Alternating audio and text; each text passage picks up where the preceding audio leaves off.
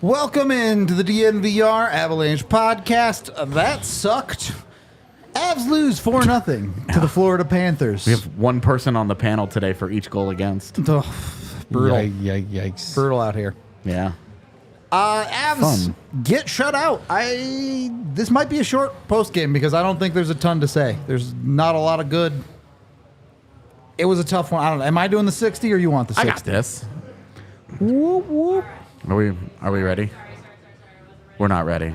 I have way more thoughts on Vanderpump than I do this hockey game. Well, you've got 54 seconds left. So. I don't. I know. You need about 7 seconds. Yeah, you don't need them. First period of this game, not terrible. Not the honestly. worst, yeah. It really wasn't that bad. And then the Avs gave up 2 power play goals. Yep. So that was pretty bad. And it betrayed a pretty solid process overall. The second period, they got as caved in as you will ever see the Avalanche get caved in, giving up 24 shots on goal and about 1 billion scoring chances. Yep. They only gave up 1 goal, so good job, Georgiev. And then the third period, when things were already pretty well decided, they gave up... Poor Georgiev on this one. Oh, God. Gave up a total freebie of a goal, and the game was then even more decided, and that's how we got to 4-0. That's it. Woo! That was the game. 5 seconds left. Vanderpump approved. Yeah. I couldn't name a single Vanderpump. Really? I was just talking about Tom Sandoval playing a dick flute. Yeah, that's a Sandoval, not a Vanderpump. I guess that's true. I thought you meant like cast members. Also, we were literally just talking about how hot Lisa was. Yeah, I forgot her first name. All right. Oh my God. Where's That's this fine. going? Would Mrs. Vanderpump have gotten? Would that have been allowed? I could have said that. Yeah. You could have gone with a Mrs. That would have been fine. Yeah. Anyway. Oh, Yeah. Let's go back to the first period. Let's talk about it because as AJ said, I think at 5-on-5, it really wasn't a bad period for Colorado. Let me ask you guys this, because the Avs, both goals they give up in the first are on the penalty kill. Bigger problem, taking the penalties in the first place or the lack of effectiveness on the penalty kill itself? It's got to be the penalty kill, man. It has to be the penalty kill. You're always going to take penalties. How many games do you get through in an entire season or a playoff run where you don't take a penalty? Very few. You're going to take penalties, and it's not like it was a penalty parade in this game. Did they just have the 2? That was it, yeah. They had the 2. They gave up goals on both of them, and it more or less decided the game. Yep. And it betrayed what was a solid overall first period up until that point. And you have to be pretty frustrated with a guy like Andrew Cogliano in particular. He fails to get the puck out on what should have been a very easy clear. Yep. It turns into a goal against when he is. It's not entirely on him. I think it's both him and Gerard. For sure. But they blow their backdoor coverage, and it's too easy. The problem with that one, that clear, is every single person on this set right now, the second that puck didn't get out, we all went, oh, God. Yeah. Yeah. Here comes a goal. And sure enough, right into the back of the Avs net. Couch side, penalty kills got to be better? It does. Okay. And I'll issue criticism a little bit to O'Connor on the second power play goal against, just because you mentioned it in the watch along, but Reinhart scores almost an identical goal to that from the slot in Colorado. Yep. And knowing that exact play, all of the personnel involved was recreated. I would like to have seen O'Connor then more aggressive on Reinhart in the slot there. He was caught on the outside of him, and I think that's where defensively he could have been a little bit better, and it was also generally a little bit of a tough night from O'Connor on the whole. And then, of course, the failed clear from Cogliano on the first power play goal against is tough. What I want to caution myself from doing is putting too much of that blame on the penalty kill unit, just because nobody scores in this game. Oh, so there's we'll a lot there. of shared Yeah, blame. we'll get there. It's sort of where I want to go from there, because you typically get, like, O'Connor's lows, he says this himself. he doesn't like to dip below a B game. He also likes to stay at a B game, right? He obviously wants to bring his A game every night, but he never likes to dip any further below the B game. Tonight, I think you got more of a C game from O'Connor. Yeah. But I think the tough part is he is usually so consistent, and then generally the other players on the PK, like Cogliano, also somebody that I think is at least consistent in what he is. And for that reason, they deserve criticism on the PK tonight, and these last couple of games have been tough from that unit. But I also want to break down through the rest of this show other ways in which Avs did not help themselves to win this game. Go ahead. No, here's what I'm going to say. And I don't want to talk about him, Georgiev. I want to talk about the PK, right? Because the question was a little bit, the PK, right? So there's a reason you fall 2-0 in the game, and we talked about it before the game. One of the main keys was win the special teams battle. It's very easy. Don't take penalties. Don't take offensive zone penalties. I don't care if it's a soft call or not. It's still an offensive zone penalty.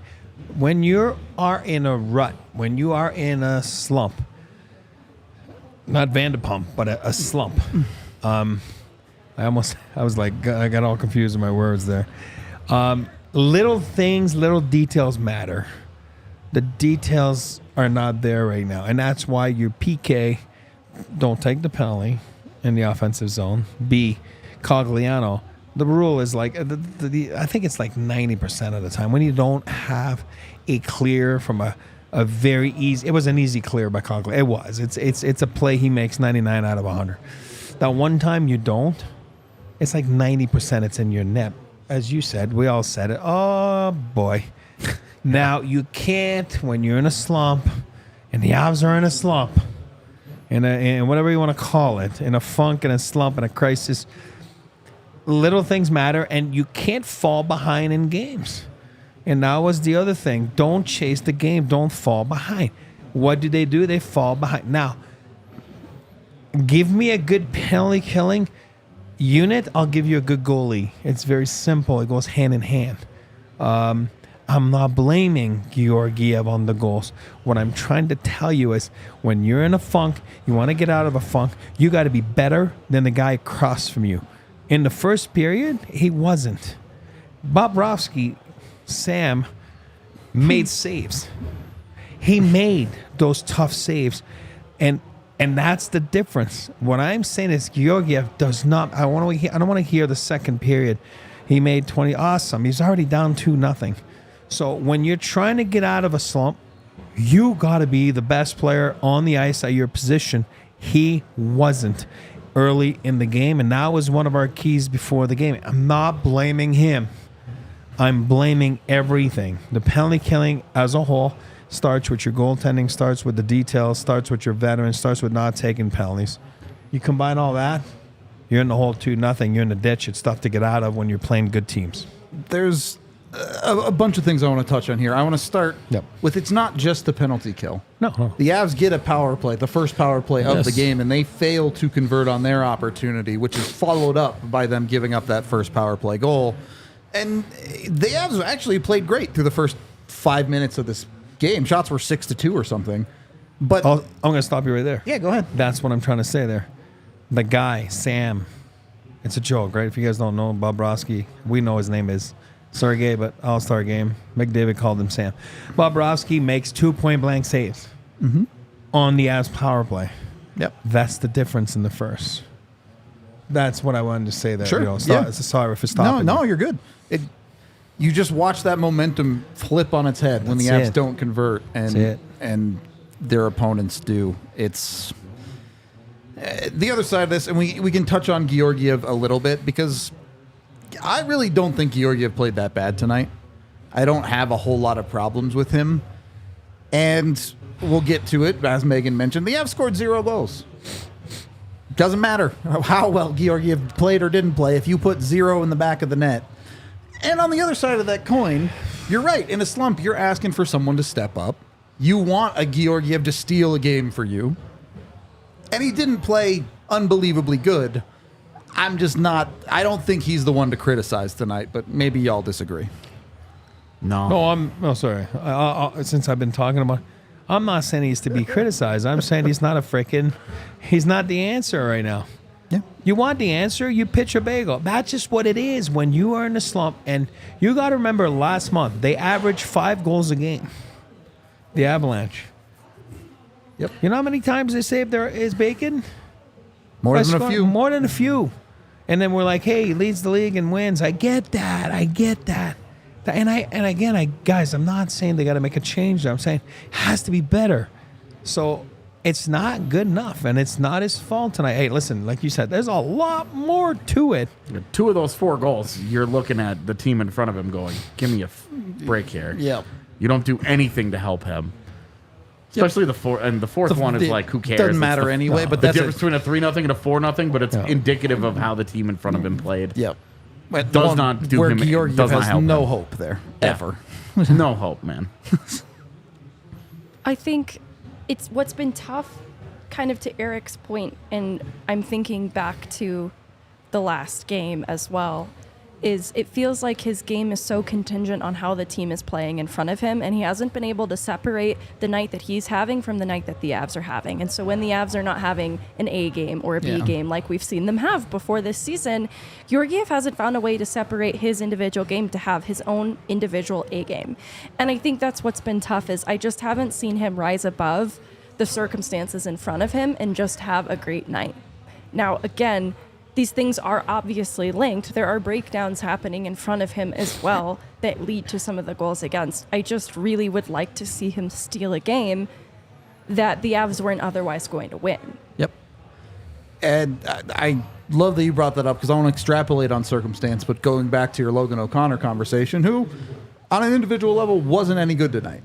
But we saw in the first half of this game, Eric, you brought it up a bunch of times on the watch along, Bednar played the first half of this game with MacKinnon on the top line, and he broke up the chaos line and was playing Miles Wood with Ryan Johansson. Jonathan Drouin was next to O'Connor and Colton.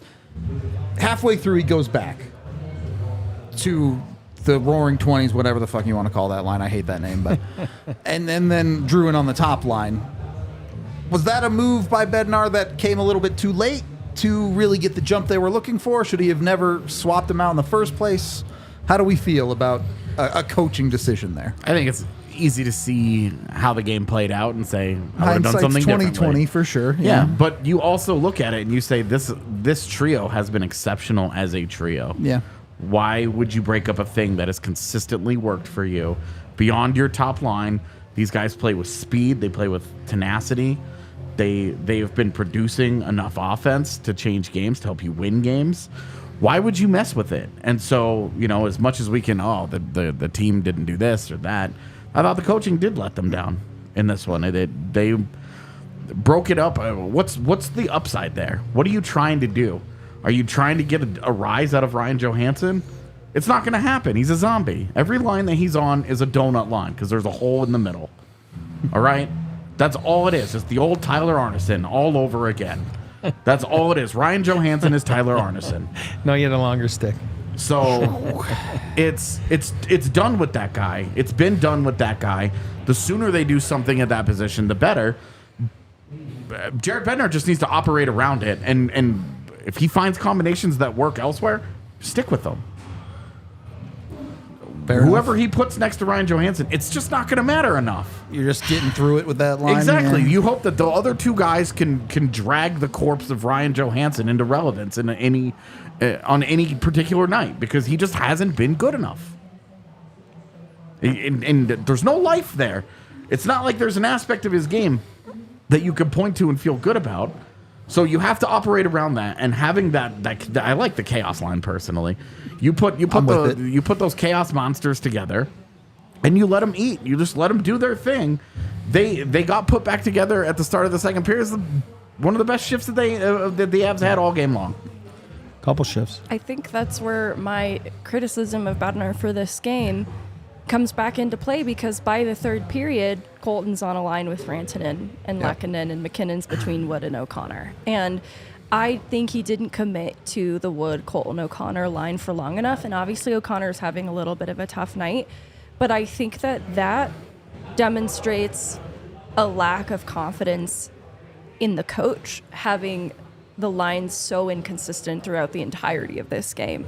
I think that it was also done to send a little bit of a message to MacKinnon in placing him there. But at that point, I think he had abandoned any hope of the Avs winning this game and just decided to send a message. And I don't know how to feel about that, because I do think then reunited Wood, Colton, and O'Connor did come a little bit too late, because coming out of the first period, the Avs didn't lose this game. There was still a chance for them to climb back in it. For sure.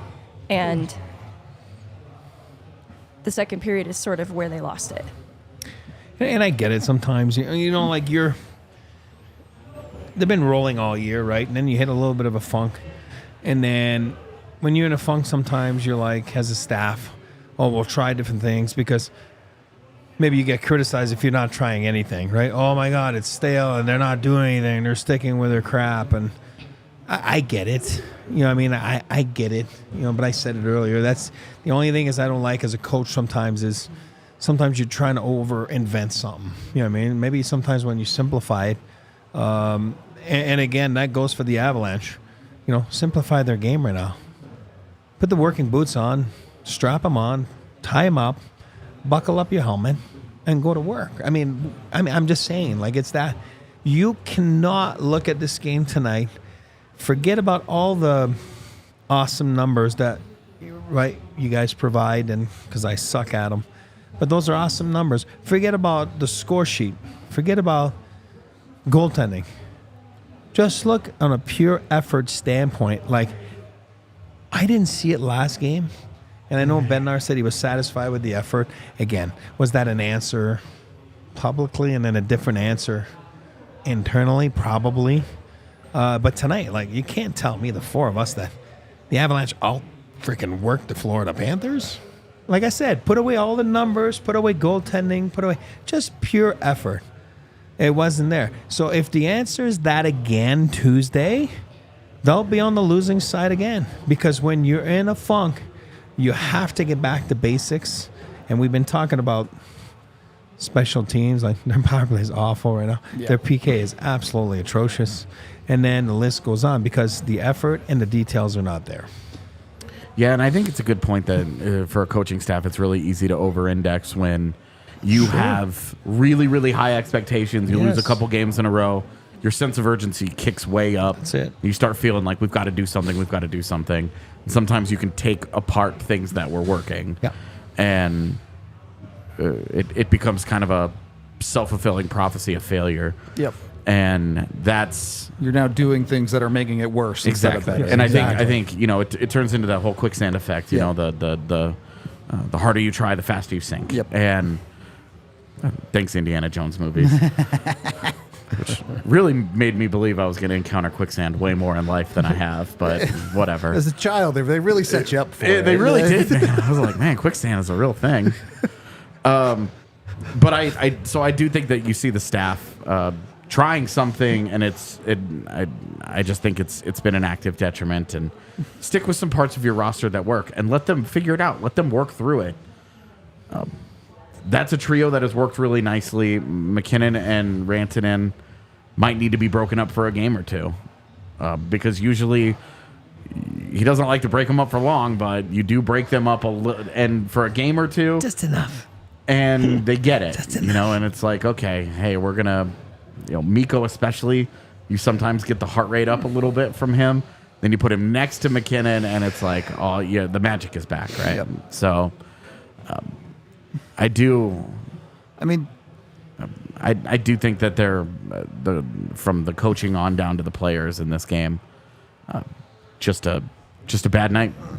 I think we all understand that the Avs ceiling remains very high, but like Megan talked about with Logan O'Connor's mindset, right now the Avs need to raise the floor a little bit.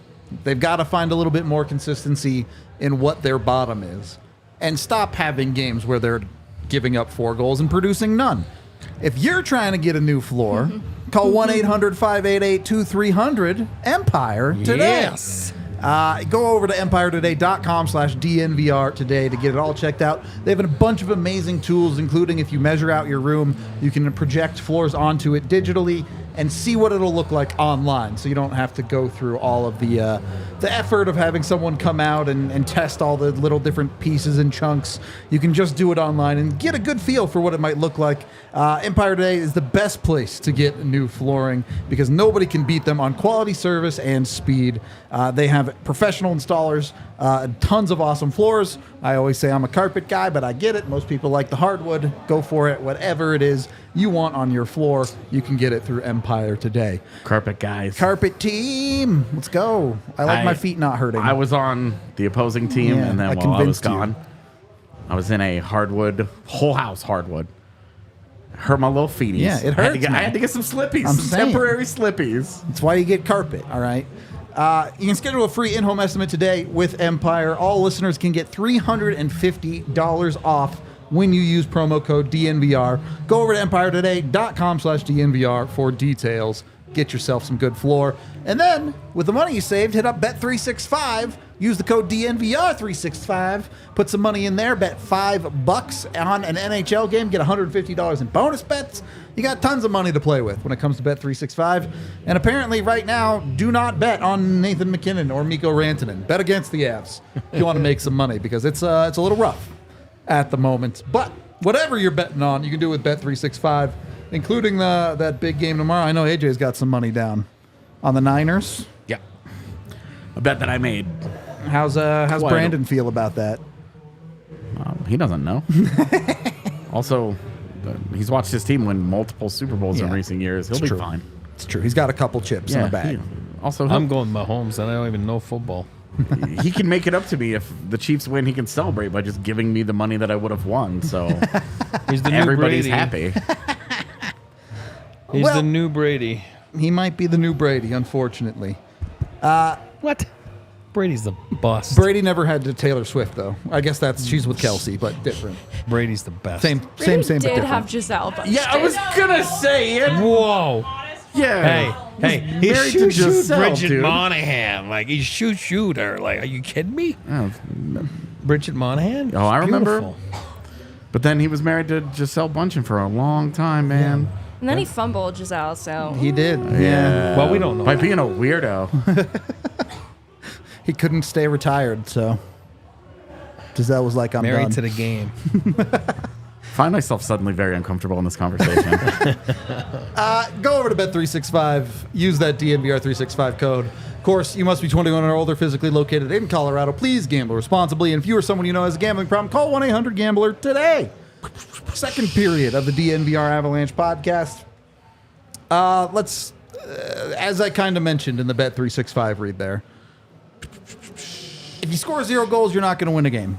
Yeah. And well said. And more, well said. More specifically, this is now certainly 2 straight games where you have not gotten enough out of your best players. And really, since the start of this post-All-Star break stretch, you're talking about 1 point each from MacKinnon, Makar, and Rantanen. Did the Makar and MacKinnon points come on the same play? They did not. They did not? Okay. MacKinnon scored against New York. Yeah.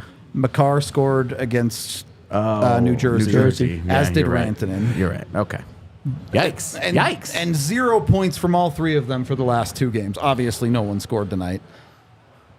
Where are alarm bells ringing, or is this they're really good players, they'll get it back, whatever? They were due. Okay. To be honest with you, MacKinnon was rolling along at nearly 2 points per game.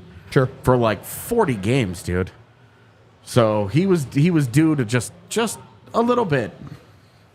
Needs to get it back geared back up, and it's really easy to look at Mikko Rantanen and go, okay, what's up with this?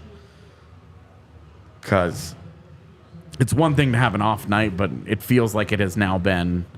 It's really hard for me to talk about more than tonight because I haven't seen the other 3 games this week. Didn't score any points, though. Yeah. Going back to before the break has felt very drifty through games, even though classic Mikko, he produces points. It's been particularly bad the last couple games, though. And tonight, I know that he ended up with 5 or 6 shots on goal. Yep. But it didn't ever feel like he was really dangerous. It didn't ever feel like you were right there. You were really seeing the Moose version of Mikko. So and Makar had a couple of fantastic plays early on when the game was still competitive. Just didn't finish, but and didn't finish. So I'm probably closer to fine with Makar. Sure. Offensively, defensively, it's got to get way better. Hard to agree there. In this game, there isn't anybody that I'm looking at defensively and going, "Good job, champ." No. It was all bad. Yep. It was all bad. Yep. But MacKinnon in particular, MacKinnon and Rantanen in particular, you just need more. Yeah. It has to. They have to produce for you. Yep. You are built to be successful with those guys giving you at least a goal in a game. Yep. If they don't find their way to a goal, to generate a goal, even if it's not one of them that scores it, when that does not happen, the Avs just aren't going to win very often, as we've seen. Yeah. The concern is for the obvious positional needs that we expect to be addressed in some way by the deadline. Yep. And so for that reason, it's not why I'm giving up on this team and panicking in that sense, No. but it is emphasized in a game like tonight. I personally like the addition of Parise. I think it is really unfair to judge, especially from an analytics standpoint, because he's been anchored to Johansson's line in the games that he's played It's so just far. true. It's just because true. he's been among the better on that line. A line that has included MacKinnon, who I think is also a responsible, hardworking player. His numbers have suffered as well. I like the addition of Parise, so I think that they're going to be moving in the right direction once the top players get going again. I think that this is something that they will work through as well. But there are also, even beyond that, positional needs that need to be addressed by the deadline. And if they don't, then I do have concerns that cause me to panic. And I'm going to give me that other bobblehead. Can you give me Joe for a second? No, you need Joe too. Yeah. Here's what I'm going to tell you, And I agree, you can't score 0 goals and win a game. Right? But this is what I'm accustomed to. Avalanche 1.0, right? Here's Joe. Here's Patty. Avalanche 2.0 is the same. Hard to compare Georgiev to Patty. I'm trying to put the circumstances right here, okay? This is MacKinnon, Rantanen, Makar, Understand you score 0 goals, you don't win the game. But it's crucial when you are in a funk and you are on the road. So I'm going to talk about Tuesday. This guy says, hey, do your job over there, right? I'll do my job. I'll let in 0. You guys do your job and take the lead. It's a different game when you are in a funk. And that's what I'm trying to say today. Watch the first period again. Bobrovsky outplays this guy here. And that's the difference when you're in a slump. I understand that if you don't score a goal, but if you walk out of that first period, it's 0-0. It's a different outcome. The mental side of it. That's it. That's all it is. This game is mental. Physical. We all know they're great. These guys are sick, just like Joe was. You can put Joe back. All I'm saying is it comes down to this. You can have all the meetings you want tonight. You can have all this stuff. Outwork the other team. Work by breaking the game down in 5-minute increments, starting the first period. Win the first 5 minutes, even or better. So don't win it, even or better. And then go on to the next one. And go on to the next one. Win the special, do the keys we talked about before the game and do them in every 5 minutes. If you win, I'm not good at math, but there's 4, right, segments in a period, 5 minutes. That is how that works, yes. If you win most, or you're even or better in most of those segments, you'll win the game. It's not hard. Right now, they're overcomplicating things from the coaching staff that we just talked about to the special teams, to the players, and like AJ just said, yeah, he's been gone for a couple of days, but he's smart enough to say, what's his name? MacKinnon can't go on the rampage like that. It's normal that he dried up a little bit, and it's normal that when he dries up, the team dries up. He's your best player. It's your best player. I mean, that's how life is, right? Yep. And then it's all tied in to Mikko. It's all tied into Kale. But it starts with the basics. It starts with special teams, your goaltending. Have a stellar first period. I'll play go back and watch Bobrovsky. He makes 4 big saves on the Avs PP. He does. Splits across and everything. And if the Avs would have scored, nobody on the DNVR Panthers, whatever you want to call their show, would blame the goalie. It's like, oh my God, you can't blame Bobrovsky here. And I'm not blaming the goal. I'm saying he's just not making saves at the right time. And when you're in a funk, it starts right there. And if you're not doing that, it's tough to get out of it. And sometimes you have to steal it, Megan. You have to steal it for your team. I just want to point out that at the start of this pod, Eric said, "I'm not going to talk about." I know. I'm He just can't help tired himself. of it. Like, he can't I'm help not- himself. I can't. So maybe not a ton of alarm bells there, but a couple more alarm bells ringing. Nathan MacKinnon leaves this game in the third Yeah, period. doesn't Went come back. awkwardly over the netting. Stitches. Look, there's not a ton to say here. Obviously, if MacKinnon ends up missing a good amount of time, that's really bad for the Avs. There's no two ways around it. I think Hopefully, he's fine. I think he was just getting a couple zippers, right? I don't know. Bernard did say he was Yeah. getting his chin stitched up, but didn't have an update beyond that. So, like, hoping that's all it was and there wasn't anything worth coming out for That's after. yeah. But just that's hopeful. So I don't know without knowing. Well, they just lost 4 in a row. He's probably stitches or not. He's probably trying to eat someone in the locker room. AJ's right now, over so. here convinced I he's hope he missing 10 does. games. So I just don't trust. How many times have we seen this over the last 2 years? A guy goes out at the end of a game that's pretty decided, and we're like, "Oh, it's just precaution. It's just whatever. Right. He's just banged up." And then after we're like, "It wasn't really that serious. Not a big deal." The guy disappears for 3 weeks. Oh, he's day to day. Guys, he's gone for 3 weeks. We'll see him in mid-March. Like it's just happened it too could many. happen. It's happened too many times in the last couple of years for me to trust anything. When Yes. he's on the ice for their next game, I'll be cool. all right, That's it. Fair enough. That's all I have to say about it. fair enough. Not going to argue Yeah, too it'd be much on that fine. one. It would be tough to lose MacKinnon in the would- middle of a slump, though. Genuinely suck. Yep. He's Never a gotta good be- time, but that's a really. You never know. I mean, that's maybe that's a iron I'm trying to sharpened see Yeah, iron. it. if you Yeah. can't love Fires and Miko appreciate up a your little bit. McKinnon, then you don't get to have one. He's going to be fine. Ugh, get put in timeout, I guess. We've all been there. That's not Rantanen specifically. Like, that's who that is directed at. Lisa Vanderpumps put people in timeouts. Right, AJ? Dude, she is. She suspends people instead of firing them, straight up insubordinate employees, and she suspends them. And I'm like, you got to cut bait. This is ridiculous. I Any don't know. other job, you'd have been fired. Ridiculous. Sorry. I'd rather Bednar suspend Ryan Johansson. Vanderpump style. That was too much. I'm sorry. I'm not. I'm with it. I'm good. Whatever you want to do, JB. You do yourself. And I am going to go give myself a call over to American Financing because life is too expensive to be dealing with my mortgage. Let me tell you.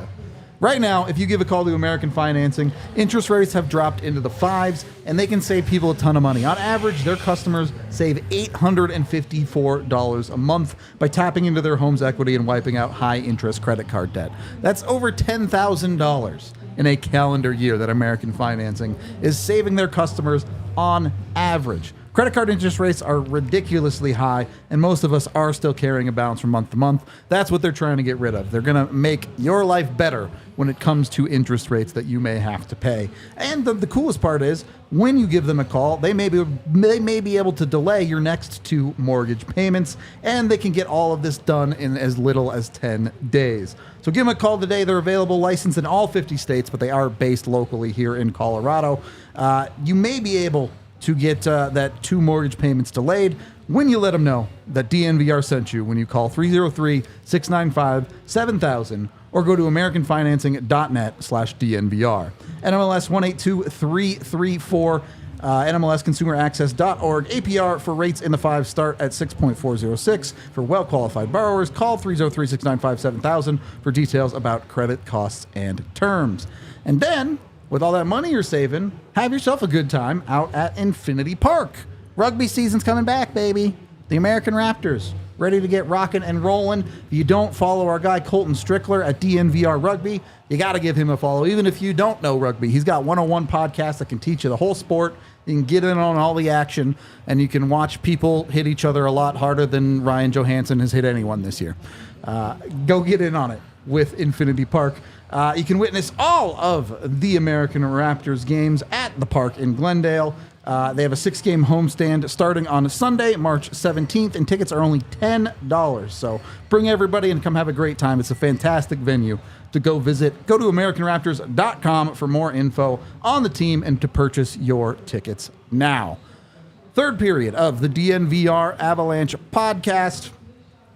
I really don't have a ton to say about the rest of this game. The Avs got their heads kicked in the second period, as AJ mentioned. And frankly, the game was just over in the third period. The Avs didn't really try to force a comeback down 3 goals. They kind of just went away. Yeah. Is that okay? Is that an acceptable result at that point in the game? Or Eric, I already know you're going to say you wanted to see a heartbeat in that third period. Yeah, I mean, they weren't going to get it. I mean, we said, I remember we were like, I know. We weren't feeling it. And I'm the guy usually that says, lots of runway, lots of time, it's coming. You can clearly see it. It's just like that funk in the third segment there, Pittsburgh. Remember, it just nothing was going right. Yeah. You just can't win a Got hand shut right out now. in Buffalo, Pittsburgh. It's very similar. Shit happens. Stuff like that Vegas. happens. Very normal. It's how you get out of it. They'll get out of it. This is not being negative. We're just being realistic. You can't say that it's good enough the last 3-4 games. It's not. You know, do I press the panic button and trade everyone and they're going nowhere? No. Do I think they're going to win the Stanley Cup? Yes. Do I agree that they got some work to do? Yes. Do I agree that I think they're going to do something here for the... Yes. But somehow, they do have the championship pedigree. You just don't have it for 82 games a year. It just doesn't happen. But right now, they're in that funk, and they're trying everything, whether it's coaches or Bednar, whether they're right or wrong. They're trying to push different buttons to see what happens. You clearly see where the holes are right now. It's easy to see. I don't have a 5-year-old, but if I did, he'd be able to figure out the holes as well. You know what I mean? Like, it's just that simple. But they're going to be fine. But they're going to have to put the working boots on. They're going to have to get the whip out like Lisa Vanderpump, you know, and then let's get going. You know what I mean? Like, because you don't want this to keep going. And the beauty of it is you're on the road. You have 2 days off right now to breathe, reassess, have a little bit of a, video session, talk session, whatever you want to do. Fix things. Air out your dirty laundry a little bit, because you lose 4 in a row when you're a good team like this. Dirty laundry does come out a little bit. It does. You know what I mean? Like, what? It's true. It's nothing. Or is it somebody who wrote something? I Yeah. can't read. But all I'm saying is, air it out and then be ready for the next game. Is he making fun of me? No, I don't. No. He loves this new Ryjo nickname. Yeah, people are making fun of Ryan Johansson. Oh, okay. No, but I'm dying. Called him By Joe. It's so funny. What's it called? By Joe. Oh. Hey, we're all human beings. I That's get funny. it. But all I'm saying is, hey, listen, they're going to be fine. It's just you have to address a little bit right now. The caca. You got to get the caca out. Caca. Go away. You know? Yeah. You got to remove the guano before you go back guano insane. That's how it works. On the third period, I wanted to point out that fourth goal against obviously isn't great from It's Sam Girard real bad. Yeah. and Josh Manson, but really Sam Girard. But I otherwise thought Sam Girard and Manson as a pairing had a decent game more often than not in this game. And I think that if there was a positive to take away, excluding that fourth goal against, that is a pairing that has looked like they have confidence in what they're doing and is potentially something to build upon moving forward. Because other than that, like the Pyram Johnson pairing gets caved in again. It's bad. It's not working. Yeah. They reassigned Sam Malinsky in this post-game show, which I think is interesting because the Eagles do play Tuesday, Wednesday, and it's like they're saying, you know what, Malinsky, we're getting you out of whatever we're going through right now. We're not bringing you into this. Actually, you can't save us. Mommy and Daddy are fighting, Sam. Yeah, Go so to your room. you're gonna go play some more hockey, and we're not dragging you into what's going on right now. That's the sense that I get from it. I agree. To your point, though, the Gerard Manson pairing has been one of the few bright spots in this lineup post All-Star break so far. Absolutely. Even if there are some hiccups like that. Yeah, not today, but That was not good. I'm not gonna pretend it was. Yeah, but at that point, it doesn't matter. The game was out of reach. It doesn't matter. Yeah, exactly. So it is what it is. It's not like the Avs had a closed door meeting or whatever before media. They know they need to be better. There's no last surprise here or anything like that. And it will get better, but you have to stop it somewhere. The Winnipeg Jets are like 40 seconds away from winning their game tonight to stop a 5-game skid. If the Avs win their next game, they stop it at 4. Not the worst thing in the world, no? take that, Jets. I wouldn't go that far, but... And my point is, we made this on the watch along too. This is not an Avalanche issue. It's a bad way to put it. Yes, it's an Avalanche issue. But every good team in the league has stretches where they lose a handful of games. You don't love it, but it's not like, oh, the Avs are not a contender because they're doing this and no one else is. Every other team has done this. Vegas had a terrible stretch this year. Winnipeg just lost 5 in a row. You've seen Dallas drop 3 games in a row multiple times this season. Be upset with this 4-game stretch, but Sure. the season is not over because they played 4 poor games. No. 100%. Well said. Sometimes I say something smart, and very occasionally it does happen. So You're the man. It's silly to. We're talking about coaches over-indexing, but over-indexing criticism fans do plenty of that because of too. an Yeah. 0-3-1 stretch where it's like, I always look at the opposite. We were talking about it during the watch along. Calgary's won 4 games in a row. Yep. Are you suddenly buying that Calgary is for real because they won 4 games in a row in February? No. Like, come on. Teams go through this stuff. This is extremely normal. You have to just get out of it. That's the difference. That's literally what separates good teams and bad teams, is that good teams get out of it and go back to winning hockey games. Yep.